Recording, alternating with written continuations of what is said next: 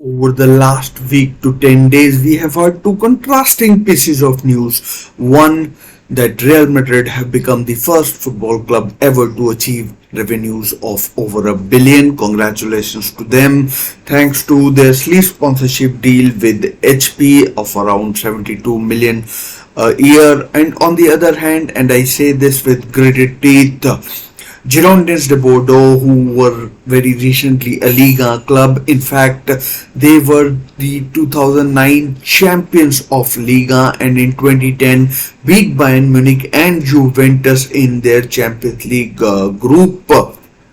And in Champions League, I mean, are no longer a professional club. They have filed for bankruptcy, and it's not sure at the time of recording whether they'll be operating in the third or fourth division of the French football. And just to put it into perspective even more,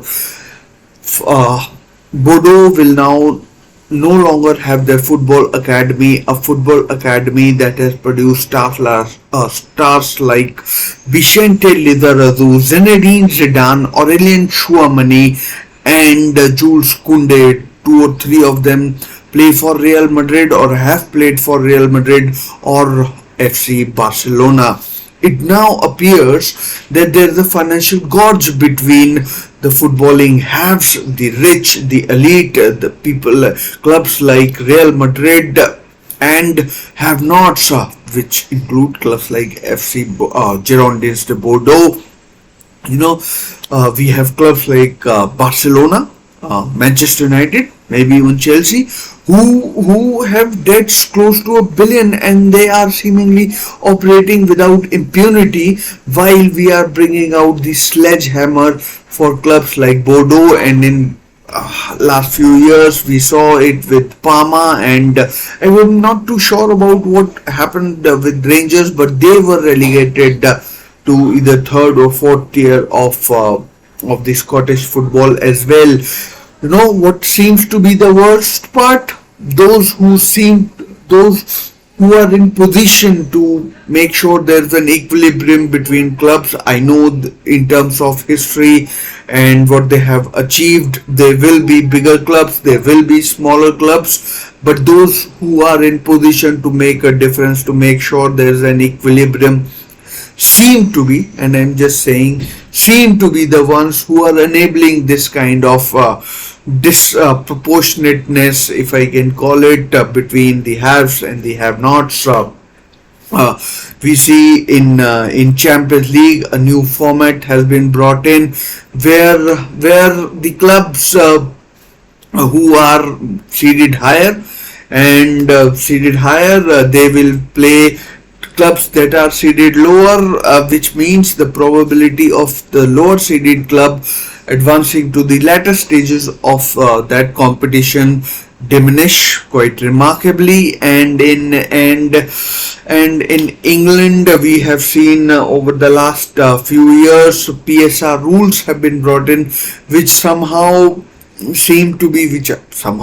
they say that these rules have been brought in to help clubs financially, but these rules somehow seem to be reducing competition, and that is affecting the way money is distributed. In La Liga, we have had money distributed very unevenly between Real Madrid, Barcelona, and the other 18 clubs.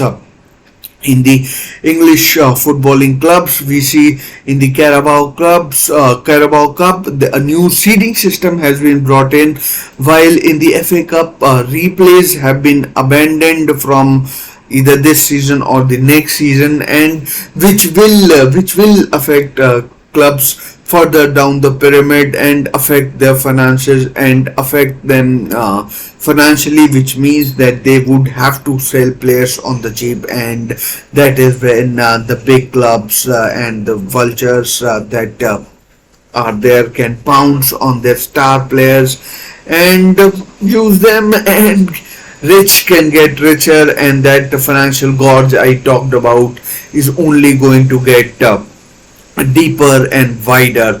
And I am imploring the the people who are in power, who can make this difference, to not take competitiveness away from football. We saw in 2021 football, European Super League was talked about so much, and it got so much bad publicity that it had to be eventually abandoned.